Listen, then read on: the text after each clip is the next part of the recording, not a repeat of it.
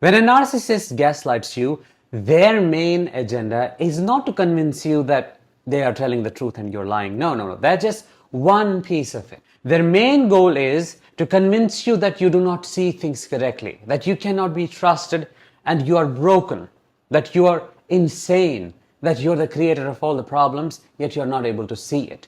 They want to disconnect you from your intuition so that it becomes your enemy. How?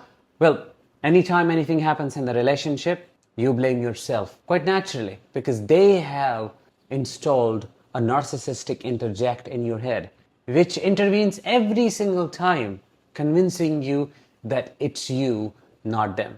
For these reasons, it becomes more than important to learn how to respond to gaslighting internally as well as externally, which is what we are going to do in today's episode. Hi, I am Danish, a psychologist and a narcissistic abuse recovery professional.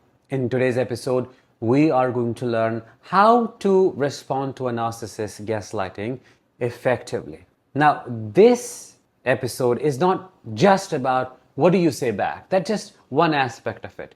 This episode will equip you with the skills to create a perceptional space, because that is the most important thing. To learn more, stay tuned until the very end and make sure to subscribe if you have not already, because your subscription to the channel helps in spreading awareness about narcissistic abuse. Before I share all the ways with you, I want to familiarize you with the concept of perceptional space. When a narcissist tries to gaslight you, what are they essentially trying? They are trying to change your perception of things. If they said something, they'll say, I never said that. So your perception is that they said it, but what they are trying to change it into, it never happened. They are trying to create an imaginary scenario where they are infallible, they did not make a mistake, and you're making things up. That is where you have to step in to protect yourself and take a stand for yourself internally. That is where you have to stay firm in your resolve. What is the resolve? The resolve is, I know what happened. So before you tell anything to them, you have to tell yourself, I know what exactly happened and I am not crazy. Whenever a narcissist says something or does something with an aim to change your understanding and perception of it, you have to recognize what is actually going on and then stay with it, stick to it. They should not be able to move the goalpost, for your eyes are locked on it. You know exactly what's going on, and that is how you create perceptional space for yourself. Now, all the techniques that I'll share will make more sense to you. First, when a narcissist says, I never said that, you do not ask, then tell me what you said. Or, no, I know you said that. Do you think I'm crazy?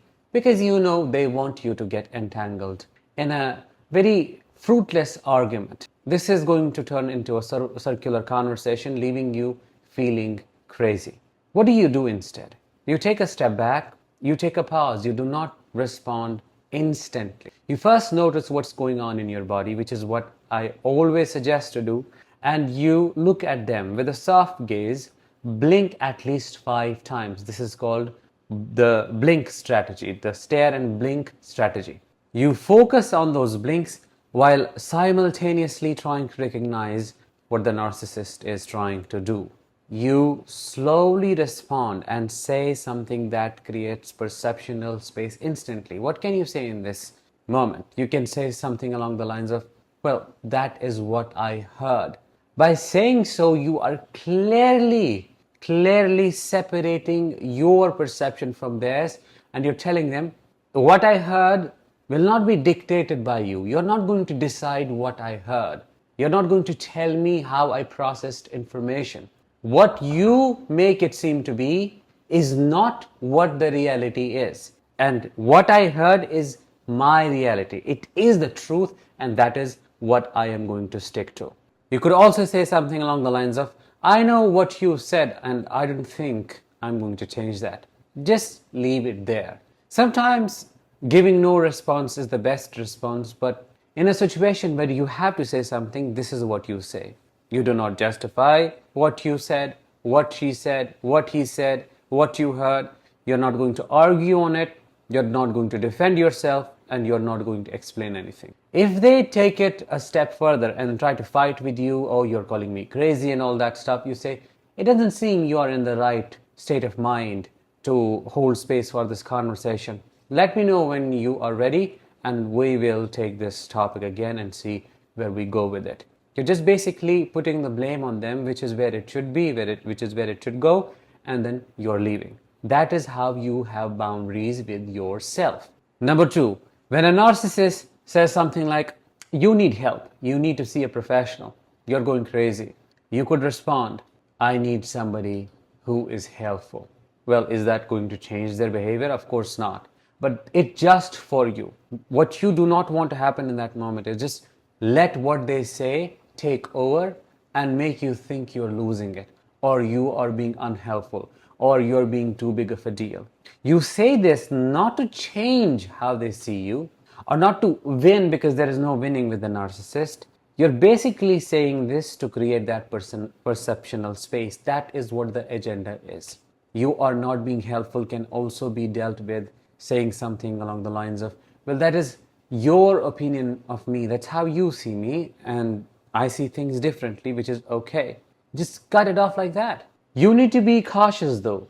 By saying, oh, I need somebody who is helpful, you can trigger narcissistic rage. Everything is criticism to a narcissist, and then they will blame you for blaming them, and then they will cry wolf. Or they can take it to the court system and say, see, this is what I do for our family, this is what I do for him or her, and this is what I get to her back. They will only show that part.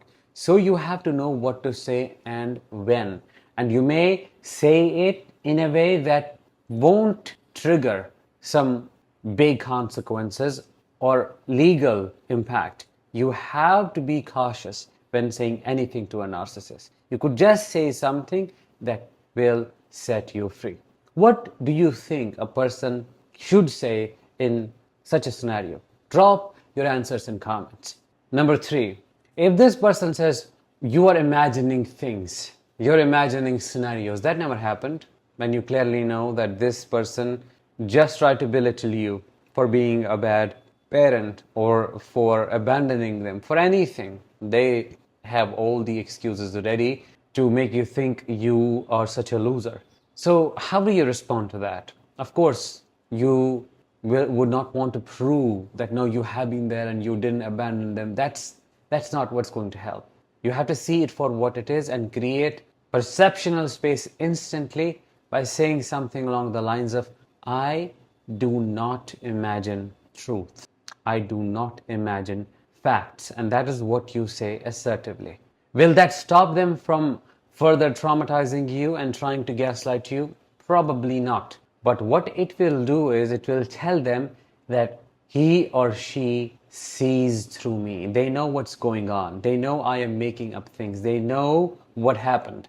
And they know that is the reality. They know the truth. They know exactly what I said, and they're not willing to put up with that kind of abuse. They know I am just randomly just forcing information on them, and the things they know are facts to them, which my opinion may not be aligned with, but I can't possibly mess with them. They might try to do so, but it will become harder. That could possibly corner a narcissist, but who knows? These people are very unpredictable. They can go to any extent to prove that they're right and you're wrong. Response number 4 is applicable to all situations where the narcissist becomes extremely violent and starts yelling and screaming at you, calling you all sorts of names. That is when you try to disengage, when you try to leave instantly.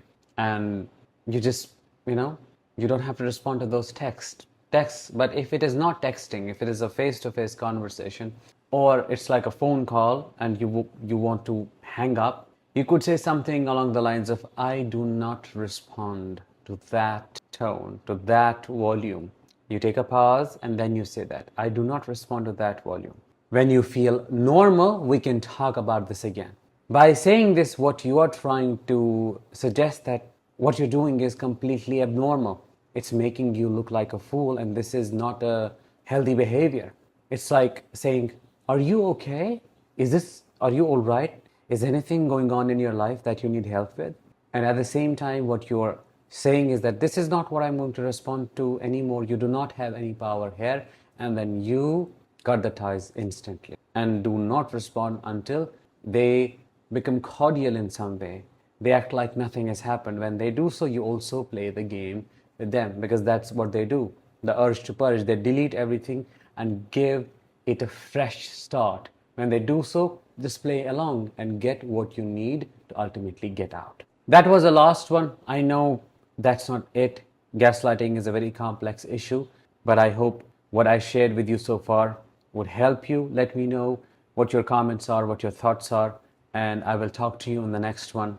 Until then, let the healing begin and continue.